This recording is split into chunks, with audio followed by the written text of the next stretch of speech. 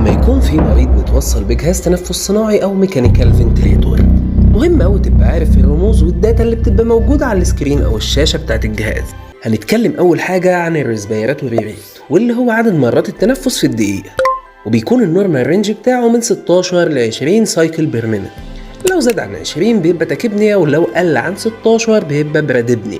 تاني حاجة تايدال فوليوم، وبنختصرها في VT، ودي عبارة عن كمية الهواء اللي بتدخل الرئة أو بتخرج منها في النفس الواحد، وبنقسمها لحاجتين: VTI اللي هو Inspired Tidal Volume، كمية الهواء اللي بتدخل للرئة، و VTE Expired Tidal Volume، كمية الهواء اللي بتخرج من الرئة. والنورمال رينج بتاعها بيكون من 5 ل 8 مللي بير كي جي. تالت حاجة هنتكلم عنها هي المينيت فوليوم أو في دوت، ودي عبارة عن كمية الهواء اللي داخلة وخارجة من الرئة في الدقيقة الواحدة، وبتتحسب بضرب VT في RR.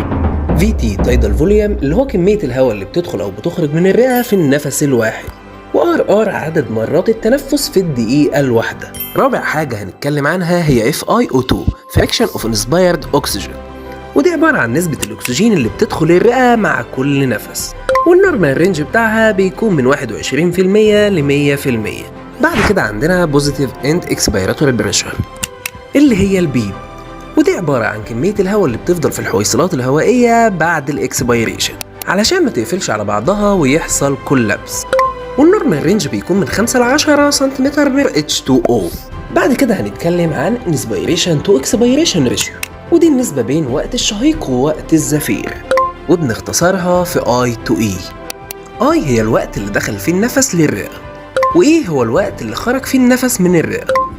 والنورمال رينج بيكون من 1 ل 1.5 أو من 1 ل 2، يعني النفس لو دخل في ثانية هيخرج في ثانيتين، ولو دخل في ثانيتين هيخرج في 4 ثواني، ولو دخل في 4 ثواني هيخرج في 8 ثواني، وده عشان تدي وقت إن يحصل تبادل غازات في الرئة.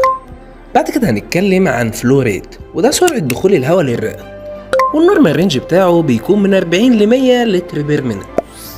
رقم 8 هي بيك انسبيراتوري بريشر، وبنختصرها في بيب، ودي عبارة عن الضغط اللازم عشان ندخل الهواء في الرئة.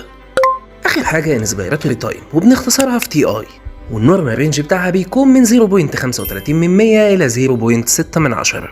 أكد على الداتا والرموز دي كويس، واستناني في شرح الميكانيكال فنتليتور الأجزاء الجاية. كان معكم دكتور كيان، دمتم بصحة وعافية.